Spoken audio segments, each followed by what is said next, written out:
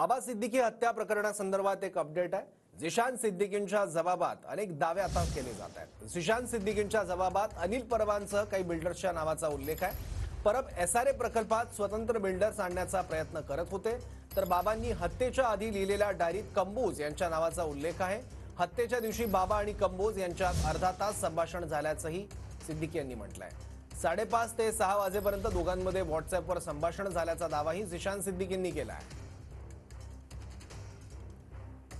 तर झिशान सिद्दीकींच्या जबाबात कोणते दावे आहेत? झिशान सिद्दीकींनी दिलेल्या जबाबानुसार अनिल परब यांच्यासह काही बिल्डर्सच्या नावाचा उल्लेख। परब संत ज्ञानेश्वर नगर एसआरए प्रकल्पाच्या पुनर्विकासासाठी स्वतंत्र बिल्डर्स आणण्याचा प्रयत्न करत होते। अनिल परब यांनी संत ज्ञानेश्वर नगरमधल्या लोकांची सभा घेतली होती। बाबा सिद्दीकींच्या हत्येच्या काही दिवस आधी परब यांनी सभा घेतली होती। माझ्यावर विश्वास असेल तर मी कुठलाही बिल्डर आणेन, त्यावर विश्वास ठेवा, असं परब सभेत म्हणाले होते।